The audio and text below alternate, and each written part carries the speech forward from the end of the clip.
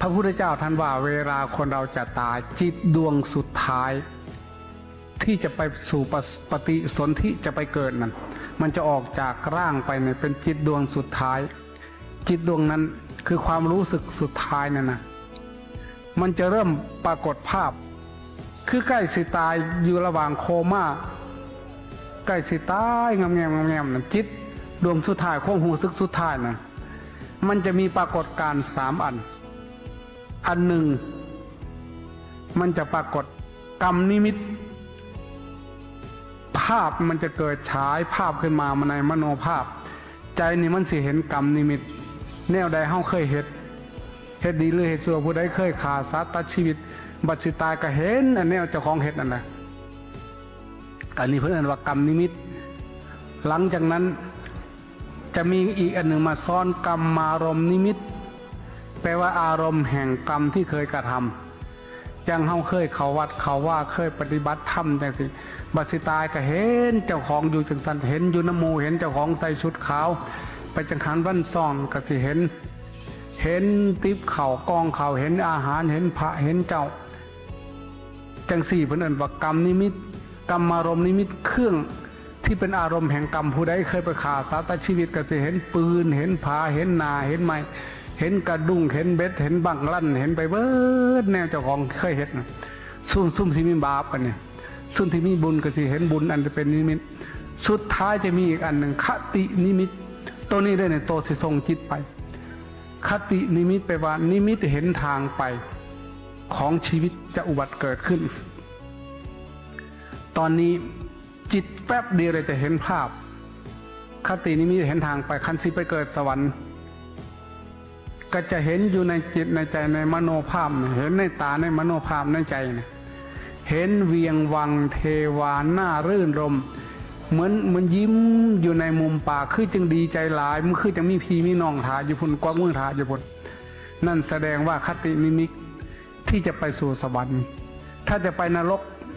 ก็จะเห็นไฟลุกขึ้นมาจะเห็นนรกเห็นไฟแดงๆก็จะหวาดผวาบางทีจะกรีดร้องออกมาถ้าจะไปเกิดเป็นเปรตก็จะปรากฏเห็นถ้ำเห็นแกลบเห็นขี้ดินทรายเห็นน้ำเลือดน้ำหนองซุ่มในแนวกินของผีเพศมีหลายชนิดด้วย50 กว่าชนิดปุ่นข่อยแต่มาว่าวัดมือกับบ่จบบางชนิดนี่กินมูดคูดกินอุจจาระเป็นอาหารเรียกว่าคูทขาทาเปรตนั่นหลังพวกกินลูกเจ้าของเรียกว่าปุตตะขาทาเปรตออกลูกมาแล้วเอามากินบัดสิตายให้เจ็บท้องใหญ่ขึ้นมาหลดเบ่งหลุดลูกไหลหลุดออกมาเทละซีละหาเอามากินพออิ่มแล้วก็จกเอาเนื้อหลังเจ้าของมากินพวกนี้บาปขาลูกอยู่ในท้องเจ้าของหลายขาลูกผู้อื่นพร้อมเฮ็ดยาพิษ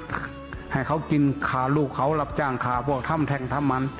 ตายไปตกนรกคนนรกมาเป็นผีเพศกินลูกเจ้าของทีนี้ถ้าจะเกิดเป็นสัตว์กินหญ้าก็จะปรากฏเห็นทุ่งหญ้าเขียวขจีจะเห็นกอไผ่เห็นภูเขาอันนั้นสิไปเกิดเป็นสัตว์พวกกินหญ้าพวกอยู่ในน้ำก็จะเห็นหนองน้ำไปละทีนี้ถ้าจะเกิดเป็นมนุษย์ได้บัดนี้จะเห็นก้อนเนื้อแดงๆก้อนเนื้ออันนี้จิตดวงสุดท้ายมันจะไปก้อนเนื้ออันนี้เป็นก้อนภาษาบาลีว่ากลรูป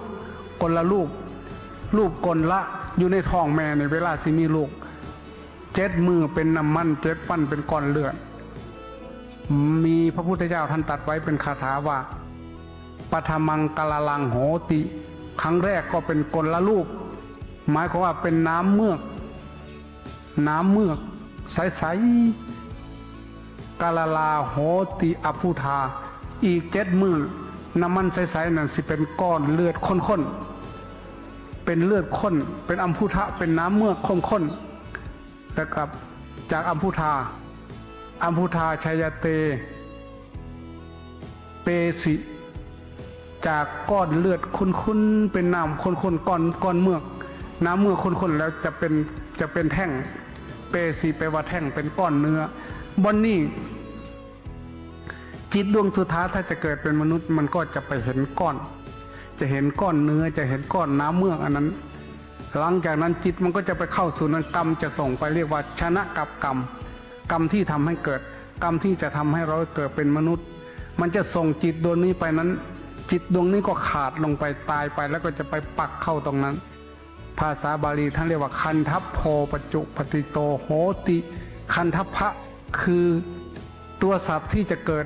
จิตดวงสุดท้ายนี่ก็จะเป็นปฐมจิตอยู่ในกลรูปอันนั้นสิได้เกิดเป็นคน